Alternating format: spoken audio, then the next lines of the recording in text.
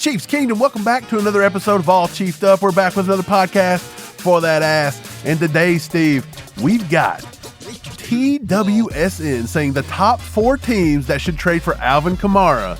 Steve, let's talk about it. Before we get the show started, make sure to hit that like button and do your boys a favor. Hit that subscribe button, help this channel grow. Mike, Alvin Kamara, that's an intriguing one for the Chiefs. People talked about this last season, how they would like to see the Chiefs trade for Alvin Kamara. And I'll tell you this, Mike.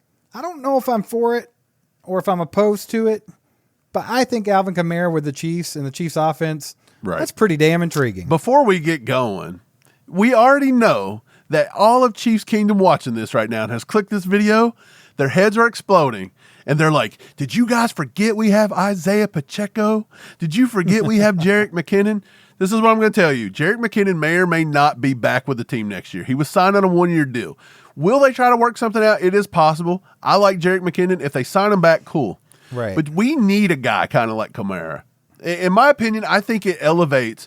This is what they went on to say in the article, by the way. They put the Kansas City Chiefs as one of the top 4 teams that should trade for him. They said Isaiah Pacheco is a good running back, but he is primarily good at fighting through contact to create missed tackles and pick up tough yards. I'll stop it right there for just a second, Steve. The person that wrote this, by the way, I didn't catch the name, don't really care. But they're spot on there. Isaiah Pacheco has shown in his first few seasons, he's had a few big chunk yards. He's had a few breaks, break off for long, like a TD. I want to say against the Jets, he had his longest one of the season, longest one of his career. But he isn't that threat to take it to the house every time it doesn't seem, which is kind of strange because you feel like with his speed, he should do it and the way he runs. But he really is that tough, grind it out, put your nose down and go get 5 or 6 yards and seal the deal. You still need that back, kind of like Kamara and McKinnon and just backs like that. You have to have that. But she's not right. And I think it was a lady that wrote this article. She's not wrong, rather, on her assessment of Isaiah Pacheco. Do you think?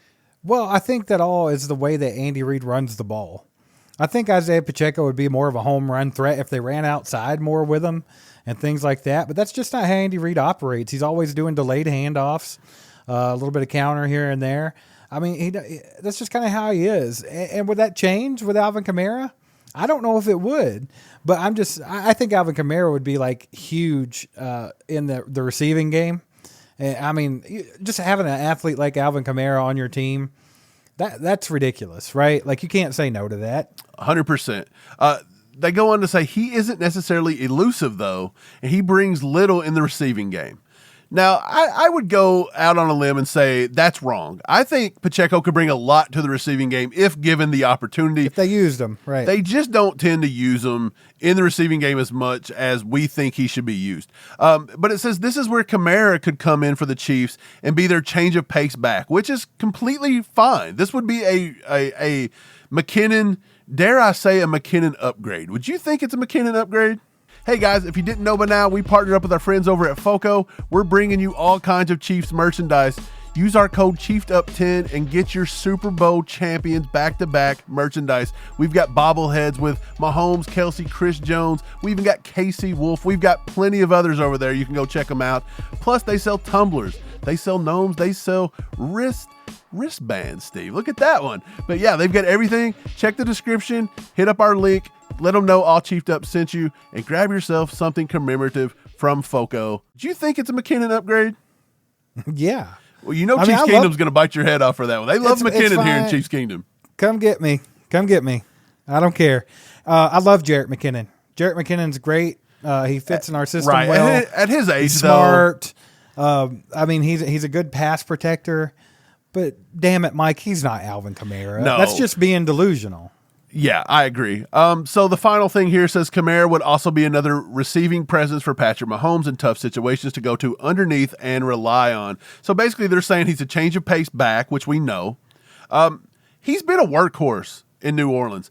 He's played 6 years in the NFL, Steve. I'm going to bring up a little Kamara stuff here for you and let you check this out. His PFF grade over this season, by the way, it was a 74.1. He had 694 yards, 5 touchdowns. But his receiving is what you want to look at. He had 75 receptions, 466 yards. I mean, that's pretty good.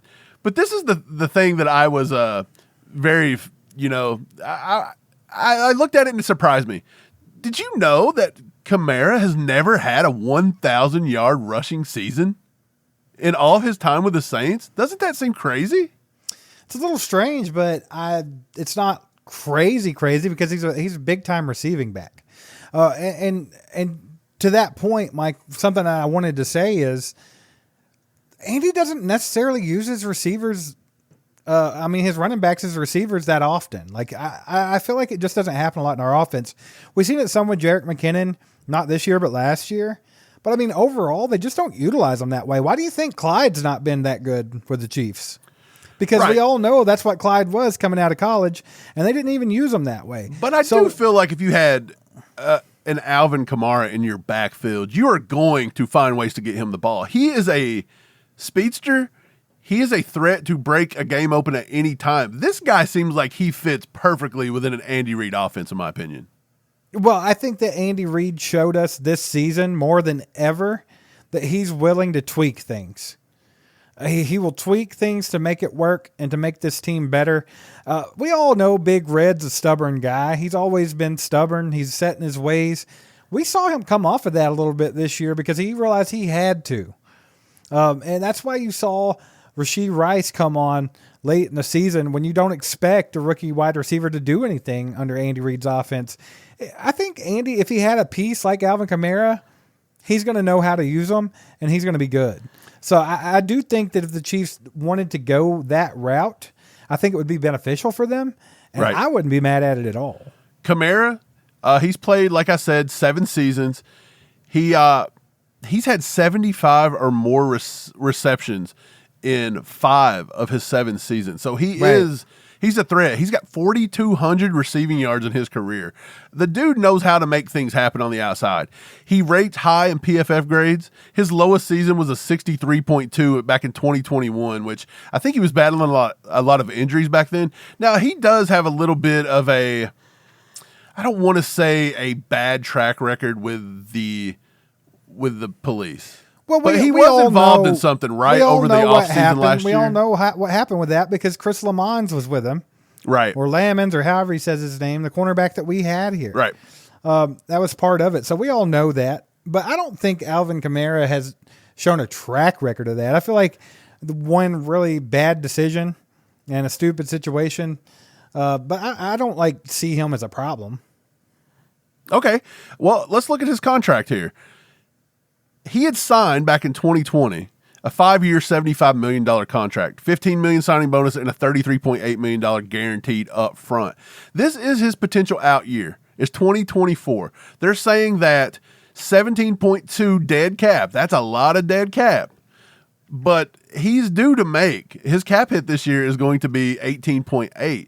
Now, what's weird about that, though, is if you have a cap hit of 18.8 and then you've got a dead cap of 17.2, does that not in itself become kind of like a damned if you do, damned if you don't situation? Does it not? Right. I mean, honestly, I don't think they'll let Kamara go. I could see them maybe trade him. But I don't know, man. I feel like that's not somebody they're going to see. I don't think it would be like a surprise cut or anything like that. I think right. Well, the Kamara, reason I bring it up, have to go trade for him, right? Right. Is Nick Spano. We talked about him in the Charles O'Menahue episode. That's Jesse's uncle, right? Right. Yeah, he's on all types of what's that thing she was taking when she was so excited, Caffeine pills? Yeah, he must have been hyped up on caffeine pills here. But he does say Alvin Kamara is a surprise cut candidate as well. They will save $11.6 million if they cut him post June 1st. So I guess what I'm trying to say is if you think he's a surprise cut candidate, would you just wait to June 1st and just try to battle it out with other teams? Or do you think if you really have Kamara on your radar, if you're Veach, do you go try to trade for him early? Maybe would you give up draft capital? We've talked about the Chiefs possibly spending some draft capital on a running back at this point. But if you can get a Kamara at a good deal, per se, would you do it? Just wanted to take a quick second to tell you guys to head over to merch.allchiefedup.com and check out our t-shirts, hoodies, hats, whatever you want.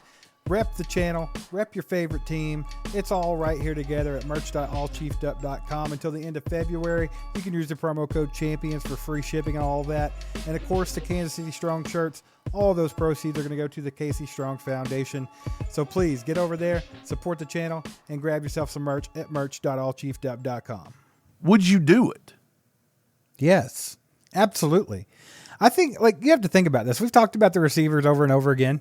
If Veach were to be able to pull off signing, say, Calvin Ridley for around the $14, $15 million mark, and then he were to be able to trade for Alvin Kamara, and you still got Travis Kelce, and you still got the draft that you can cash in on, you got Rashee Rice. Right. Is that not enough weapons for Patrick Mahomes? That'd be the best offense he's ever had. That's an embarrassment of riches for a three-peat. You know what I'm trying to say? Like, exactly. It's insane. I didn't really think about Kamara in the offseason or to this point in the offseason. I've not thought about that. If you remember, Bri, I said this to you last season. I thought he would be a good trade candidate. Yeah, I kind of remember that. But the reason we didn't really do it was because of McKinnon, right? But you got to think about it. If McKinnon was to come out and say he's going to retire, if McKinnon, he's still in a year-to-year, maybe – I don't know. Just something happens. McKinnon don't come back. I honestly like maybe looking at Alvin Kamara. I really do. Mean, I'm not super opposed to this. Can't you have both? I mean, we're talking about not getting Clyde. We're not talking about maybe not having Clyde back here. We didn't take him on his fifth-year option. I don't know if we'll sign him back to a little sweetheart. But will Kamara play for the amount of money that we could afford to put on a running back? Because if Clyde decides he wants to come back, I don't think Clyde's going to gain this big money in the free agency. I don't see it. So they're estimating he could come back next year and sign like a $1.5, $2 million deal for like a year. Like, I could much rather see them doing that route again and just going with what we got again.